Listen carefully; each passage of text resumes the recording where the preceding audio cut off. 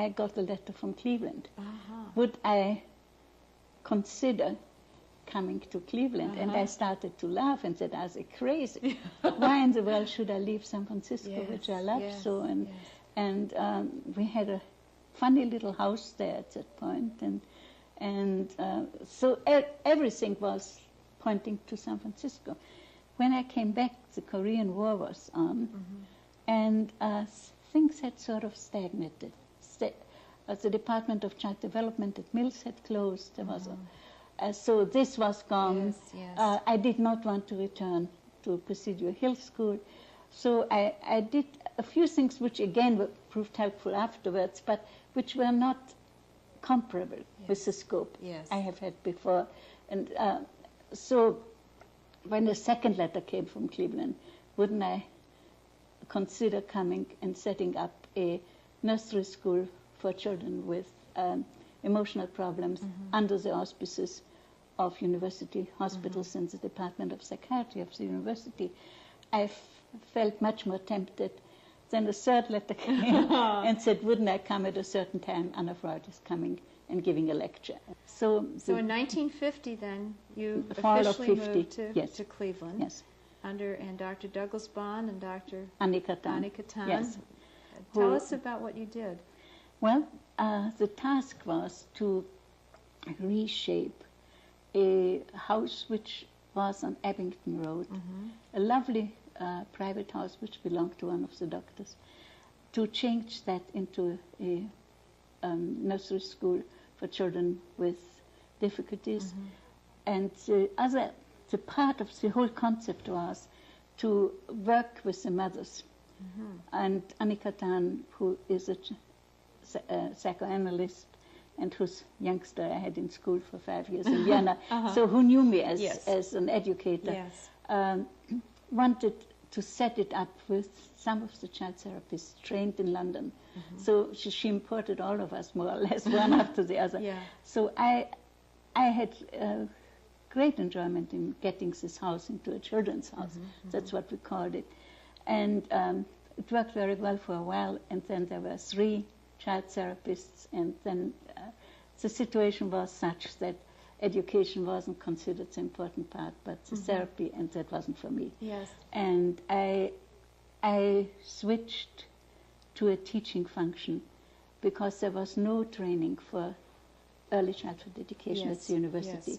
And I started a graduate training for under the Department of Education and Child Psychiatry, not Child Psychiatry, Psychiatry.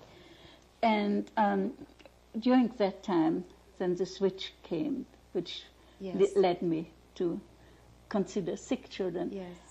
And that was, around 1953, Dr. Frederick Robbins sought you out. At that point, he was the director of the Department of Pediatrics and Contagious Disease, is that That's right. At Cleveland Metropolitan General Hospital? Yeah, at that time it was still called City Hospital, and was very much of a rundown physical facility.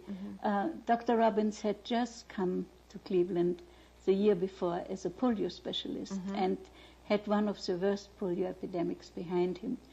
And at that point also had to do some planning for children who were long-term patients, namely children under the age of 6 who had tuberculosis, which the tuberculosis sanitarium did not accept, not before. You know, all these things you just wonder about. Yeah, you do. But so here he was with a full pavilion of polio patients and some 10, 12, 15 TBs running around who were well because they were under chemotherapy, but who needed to be hospitalized to be sure that particularly since most of their parents were not active but hospitalized, they had given it to the children. Well, at that point, I needed a project to for some of the graduate students to develop something which was child right for children. And also, in whatever I did, I always combined teaching with the actual living situation with children. And so that part was missing. one was very isolated in the education department over there. Yeah. And that wasn't exactly, so I grasped the opportunity and said, it's great, let's take it. And 3 of my students and I looked at this very old building, and we changed it into a unit which had plenty of space, you know, that was great, of course, into a unit for 15 tubercular preschoolers. It was how you made the transition from the well child now into a hospital setting. That's right, because you see, it wasn't very much of a transition. These children functioned more or less like well children without a family. So here were the Basque children, well children without a family. That's right. And there was the age group I had trained for at Mills, the very young ones. So all that fitted together, and we equipped that, and so I handed it over to Dr. Robbins, and he said, well, would you write some proposal for a foundation grant, because I think it would be nice if one could carry it over after your students left.